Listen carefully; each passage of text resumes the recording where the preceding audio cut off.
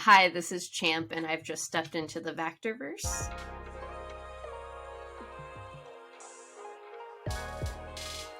That's not Nice. that's not a question, but I did it. I am Vector, and this is the Vectorverse. I am very happy to have an esteemed colleague on the show with me today, all the way from Legend Comics in Omaha, Nebraska. We have one half of the dynamic duo known as Talk Comics to Me, Champ. Champ, how you doing today? I'm very well. That was an intro. I don't think I've ever been introduced in such a way in my life. That you have a perfect name, Champ, and I think we're going to talk about some great stuff today because I think all of the comic book content that you have been putting out has been a winner. So, Champ, you are perfectly named. I think we're going to get into the meat and the heart of it on today's show on the Vectorverse. So, I'm very happy that you're here today. Yeah, I'm really excited. I'm really excited. So, I want to get your origin story with comic books. Sometimes people, it's the X-Men animated show. Sometimes it's the book fair at school. Sometimes it's a Spider-Man comic. For you, I'm always interested and curious. How did you get hooked on comics? Okay, my story kind of, I feel like it's a journey, right? Yes, yes, Uh, yes. so it started out when I was younger. Yeah, like I definitely was a '90s kid. Like I had the Fox morning cartoons, like I'd said to you like earlier, just like Batman, Spider Mm, Man, Superman Adventures, the yes. Tick cartoon, like all of those things really like got my interest in those things. There wasn't really like there was a comic shop here, but it mainly at the time I was mainly into like video games. So I was looking for like Super Nintendo stuff. I wasn't looking for like comic books. And I also like come from a like pretty poor family, so you had to make those choices of like this is what you're Mm, getting or this is what you're getting into. Like you're not going to necessarily find your way to other stuff easily. I had a an uncle or like a family friend, you know how those go sometimes, who would go to like thrift stores or like garage sales, and he would just like get comics or like boxes of like books. And I would often like get some. I remember the X-Men Fatal Attractions trade ooh, paperback. I still have yes. that. It's like really beat up, which when I was looking on like Amazon and stuff, it looks like it's actually worth money. So should have Oh, taken care of that. But it doesn't matter. It's like whatever. yeah. But I remember really like latching onto that story. And that's I had to look it up to make sure this happened. But that's a in that series is when Magneto like tears the adamantium out Mm, of Wolverine. yes, So I think yes. that like that was something that really like stuck with me in that story, Mm, and that I was always just like very like infatuated with the idea of getting into comics, but just like couldn't find a way into them really. I ended up dating a person with a huge like huge comic collection, and he was very very nice and let me borrow like a lot of his stuff. So like I remember reading a lot of like Marvel Max series, like Punisher oh, Max, like yeah. the Daredevil series in there, just like a lot of those sorts of stories. Mm, So that was like a really like interesting step into stuff, the Ultimate Universe.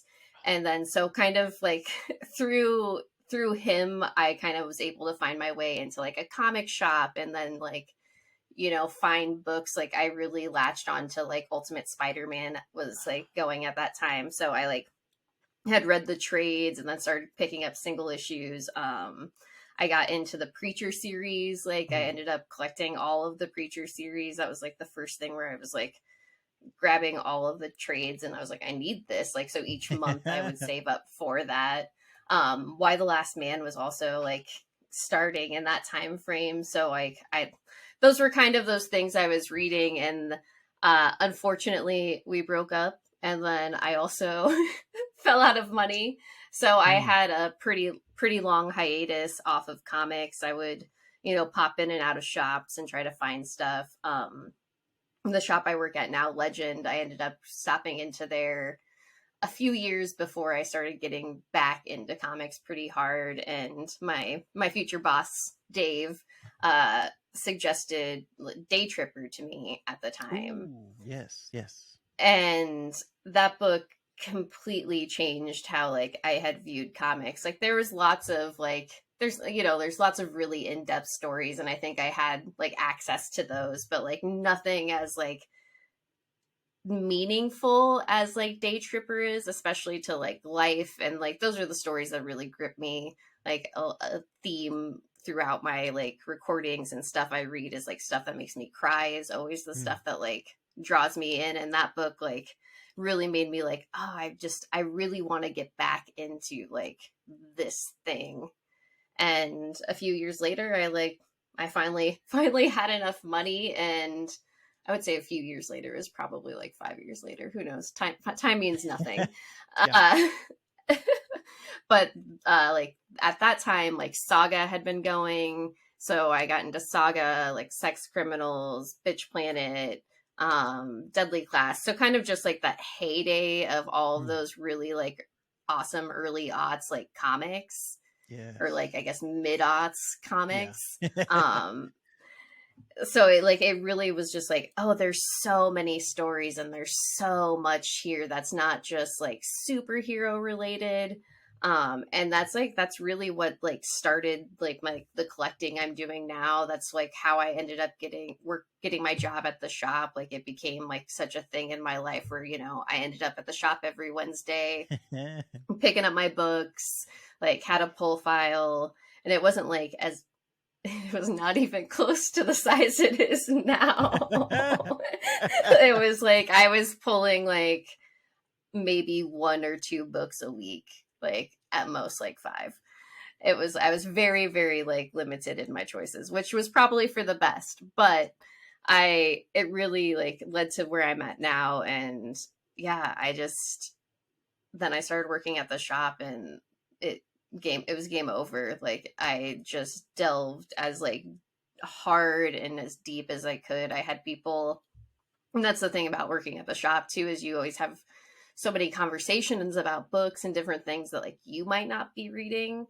And so I had stayed away from like superhero and like main title books, and had just like been reading like indie books, which I love. Like I love indie books, but I felt like I needed to like get more into that. And at that time, Tom King's Mr. Miracle had like just Mm. started. So there was like Yes. 3 or 4 issues going, and somebody at the shop was like, yeah, this is like really good. You should probably check this out. And so like stepped onto that book, and then I was like, okay, so I found Tom King, and then I went to like, and I know this is a very divisive opinion. I like went to his Batman and ended up like blowing through all of those issues, like, and Mm. I personally really really enjoyed it, especially like certain aspects of it. So that like being at the shop helped me explore into like, I would say specifically DC. Like I did get Mm. into like some Marvel stuff, but like not until like Chip Zdarsky started writing more for Marvel did I like start reading more Marvel stuff. Mm. Um, it's still one of those things. And then like House and Powers started, and I was like, oh, I'm gonna. I had been staying away from X-Men books because there's just so many, and I was like, I don't know where to start or where to like go. Even at the shop, it was still like an intimidating thing. And then House Yes. and Yep. Powers started, and I was like, oh hell yeah, like why not? And so that kind of started me back into like X-Men. And that's still a rocky relationship where I go back and forth. But that is a long rambling way of saying that is how I found my way to comic books. Nice. Man, there's so many parallels to my journey that you had. It's crazy. Like the Fatal Attractions, just that cover of him getting the adamantium pulled out of his Hmm. body, to me, that was like, what is going on? Like, there's a couple covers in my life that I've had. One of them was Crisis on Infinite Earths, #7, where Superman is holding a dead Supergirl and he's crying. And as a kid, I was like, what could make Superman cry? What is, I have to read Yeah. this. The Fatal Attractions was the same way. I was like, they're pulling the metal off of his bones. So that was a huge moment for me. And a lot of the stuff you talked about, Day Tripper, like that was a huge book for me. And I don't hear a lot of people talking about it as much. And I thought that book was just fantastic. The story, the art, everything just combining. in that one. And then Brian K. Vaughan is my number one favorite writer of all time. So everything, Why the Last Man, Saga, everything you said with BKV Mhm. is like, that's in my wheelhouse. I'm like, yes, yes, yes. So yeah, there's a lot of stuff that that is interesting. And you know what?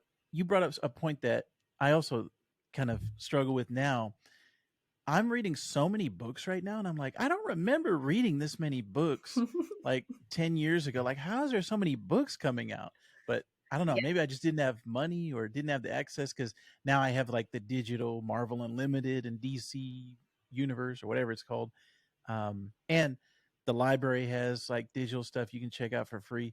So I think I just have a lot Yes. more access than I used to. But I'm like you, like my digital pull box is like insane. I can't even keep up with how many books I'm reading at the moment. And also, like you, I was hugely intimidated by X-Men for a long time. I always loved X-Men, but I'm like, where do I get in? It's like I felt like I was doing double dutch. Like, how do I jump in? Where do I get Mhm. in? And then when House and Powers came out, I was like, yes, this is perfect. I read it. I loved it. Now I'm back to that point where like I don't now there's Red coming out and Gala and I don't know how many X books are coming out at the moment, but I can't keep up anymore. So I'm like, you lost me again. I have to wait until the next Yeah. round to jump back in. But Yeah, yeah, no, that's I agree with that. a lot of stuff I relate to with you on that.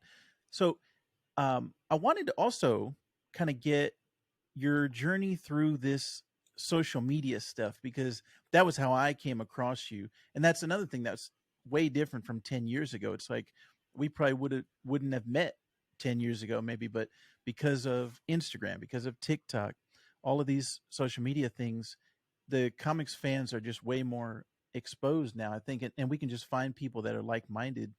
Can you kind of walk me through the talk comics to me journey from where you started to where you're at right now?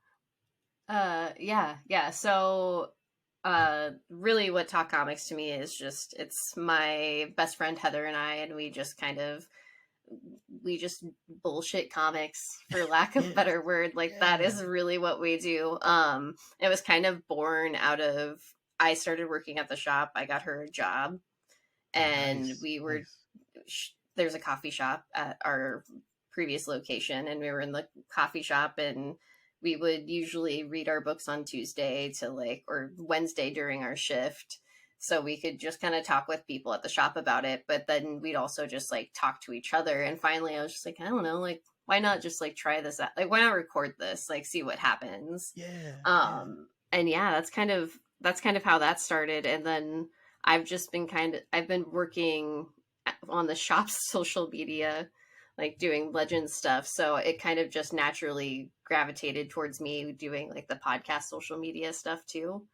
Gotcha. And I decided to start using TikTok to remember my top 10 from like 2022. And that's kind of how I started. It was like, oh, okay, this has actually been something that's helpful. And like, yeah, it helped me connect with you. I see other people like on like who I've seen on Twitter, like on TikTok as well. And I don't know, it just like creates a like opportunity to also talk about things I've been enjoying. So I feel Yes. like there was no reason not to do it. It was kind of just like another outlet to like our own thing already. Um yeah, That's that's kind of perfect. it. Yes, yes. That's fantastic. Like I said, when I discovered your TikTok, it was, I'm always looking for recommendations, really. That's whenever I'm on some type of comic book social media, I'm like, oh, maybe somebody will talk about a book that I hadn't read before. So you Hmm. doing like the weekly pull list, and then um, every TikTok video was like a new one. Oh, here's a recommendation. Here's a recommendation. So I was like, yeah, yeah. So I don't know. You just came up on my feed, and I just followed you from there, and then that's when I reached out on TikTok. So yeah, this it's been a lot of those type of interactions for me on TikTok is just seeing somebody who has like a similar outlook as me on comics and reaching out to them. So I'm glad we have these social media things these days because, like I said, Hmm. 10 years ago we probably wouldn't have met. Um, but I'm loving all the stuff that you're doing. So keep up all the good work on the social medias. Um, and I'm gonna start following the legend stuff, and I'll have it in the show notes as well because you guys have a Patreon. So I want everybody to go and support the Patreon, all the social media stuff. That'll be down below here on YouTube. Now, another thing, because I think you give some great recommendations, I kind of just wanted. I didn't prepare you for this, but this is just going to be off the top. If I just walked into Legend right now and I said, "All uh, right, what are the top 3 books that are coming out right now that you are championing? What are your 3 favorite titles that are coming out right now?" uh, one that I really love and I've been selling to a lot of people because it is enjoyable, and this might come out of like left field, is DC Dark Knights of Steel Oh, Tom King. by Tom Taylor. Oh, Tom Taylor. Sorry, Tom Taylor. Yes, yes. No, you're totally fine. Uh, I just I it was a book where it really like snuck up on me. I didn't think I was going to enjoy it. I just think it's like a very interesting spin on like the DC universe told in like a medieval way. The art is also just like phenomenal, and every issue kind of leaves you with like a little bit more of the story, and also like some issues like where you got to the end, you just like was kind of like a jaw droppers. Mm, But yeah, nice. I love it. that book has been great. I know it's pretty deep, and it's like 10 issues I think next week, and I may have snuck a peek at that one while it came in last week. Ooh. Um And the, I think there's the, 12 the total on that one, right? yep. Yeah. So yeah, I think it's a really, I think if you're looking for some to like read something within the DC universe, but like don't want to read something that's traditional, I think that's a really great step into that Nice. world. Nice. Um, yeah, you did put me on the spot, and it's fine, but it's also one of those things where I'm just like, okay, what am I reading? And when I'm at the shop, I usually like when people come in, and a lot of people can attest to this, people who work with me, people who've stopped in the shop, I will like stand at the wall like this, just like looking at everything, or I'll like make them come with me as I walk through the trade wall, and I'll grab like 10 books off the wall, and I'm like, these are the books I suggest, choose one. um so and a book that just ended but I think is like 1,000% worth it, it's so good, is Specs. It was a Oh, 4 issue series by Tate Brombell and Chris Sheehan. It was from Boom. I'm pretty sure that was the, no, was it Tate, yes, that's right. or was it, Yes. Boom. okay. Yep. um I Okay. feel like Yeah. I got the I author had not wrong, heard about this one. but yeah, it's a really interesting take on kind of like a wish story where you know you never know what you're going to get, but kids find, two best friends find a pair of glasses that grant you any sort of wish. They make the Ooh. wishes, things don't necessarily turn out the way you want them to. The ending just was such a you did not see it sort of coming situation, and I loved it. The art was also great. I'm a big fan of Christian's art. They did a book called, I think, The Plot by, that was with Vault. They did a book called Autumnal, which was a really great horror series by Vault as well. Um, and I follow them on social media, and I really like their stuff. So there's Nice. usually books where they are doing the art where I'm like, yes, I will grab this book. But that book was a really good, like, strange sci-fi book, and that's why I would suggest that. Okay. Yeah. Um, This is right up my alley. Yeah, I'm going to check this out. it's just it's so great, and Yes. it's 4 issues, so it's not, you know, too much, and it's like a really great balance of story where it gets you in and like gets you out. Hmm. Um, sorry, Nice. Man. I'm thinking. I got one more. Uh, Any uh, any Tom King books that you're liking? that, oh my gosh. Well, I mean, Human Target just ended, and I loved that book. I will be honest, I have like a very strained relationship in my brain with Tom King where I tend to pick up all of his books but I don't tend to love all of his books. And then I also tend to have a problem where I don't want to drop them. And the one time I was like, okay, I'm done reading Tom King books is when Supergirl World of Tomorrow was coming out. And all my friends were like, oh, you should read this. And the art, the art on those covers, and I flipped through them, of course, it's great. It looks wonderful. And I was like, I think what Strange Adventures was coming out during that time, and I wasn't a really big fan of that. And Heroes in Crisis had ended, and I was not into that. So I was like, no, I'm taking a break. You can't make me do this.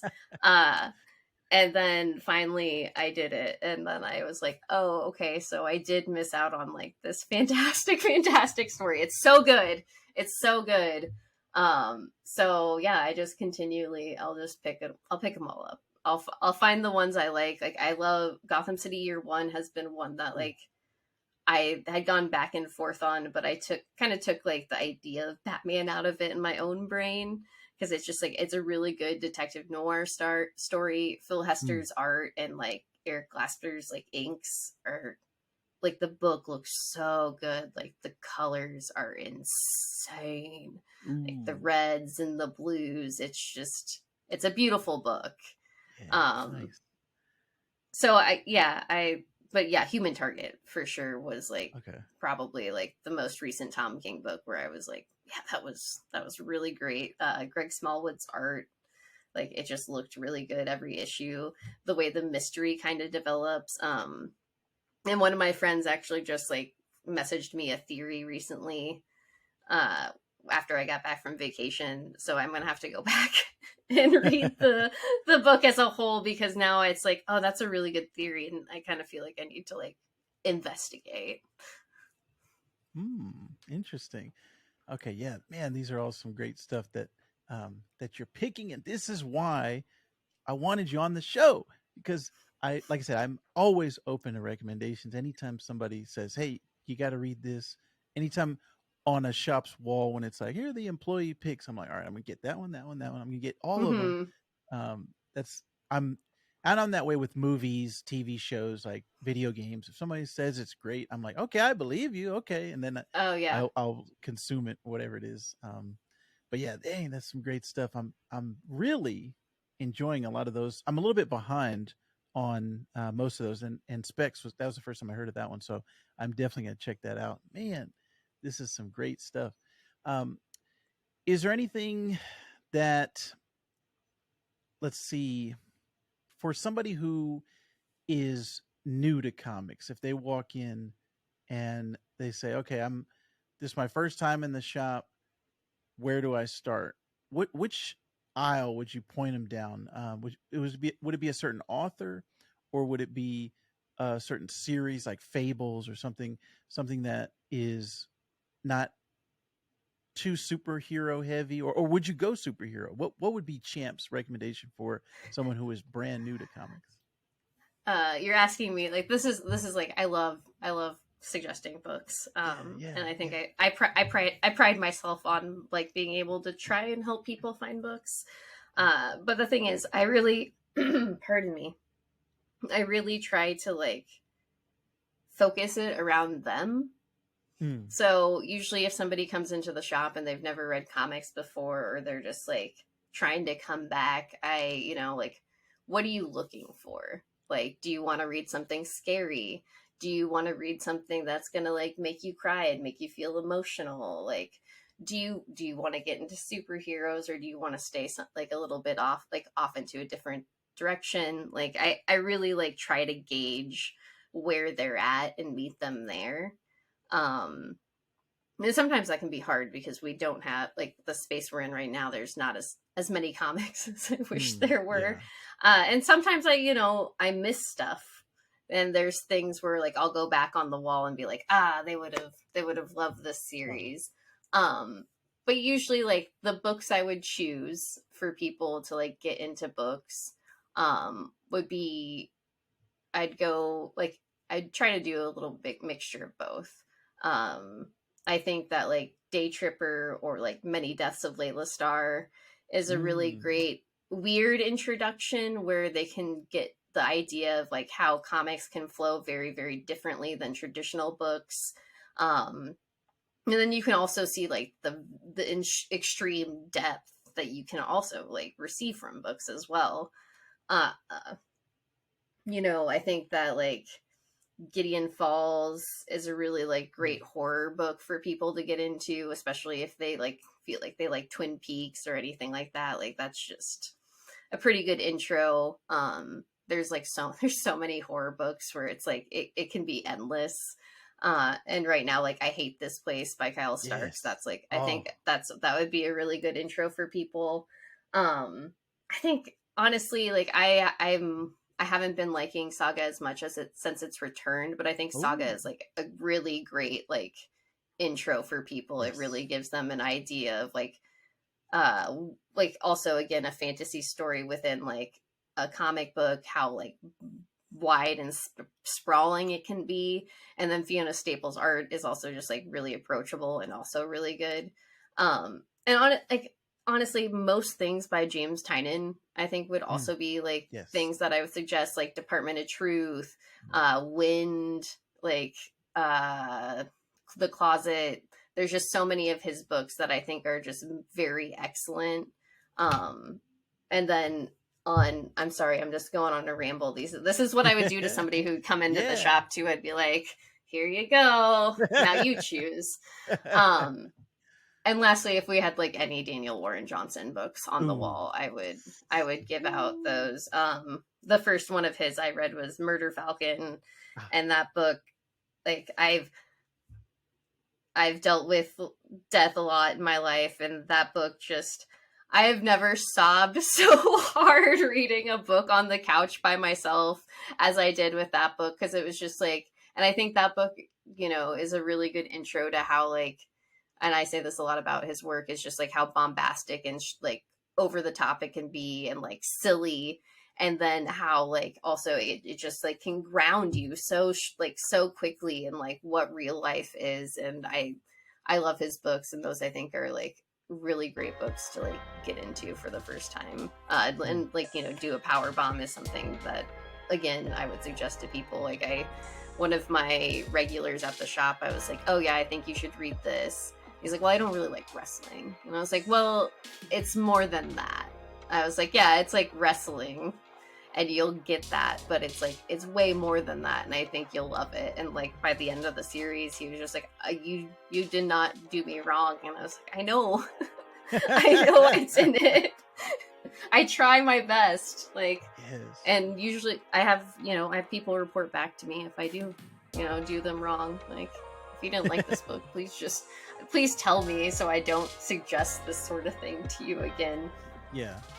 That's actually a good thing for anyone out there who's goes to their local comic shop. It is good to kind of have a relationship with the workers and let them know what you like. It's kind of like feeding an algorithm. Like you're letting them know, and then they spit back out what you may enjoy, and you don't necessarily get that any other way if you're doing it online, or if you're just walking into Barnes & Noble, whatever it is. If you have that personal connection with your comic shop worker, that's always something that I love. Every city that I've been in, when I go to a new city, I'm like, all right, where's the comic book shop? Where can I go to? And hopefully one day I can visit Omaha and Legend. That sounds like a fantastic shop.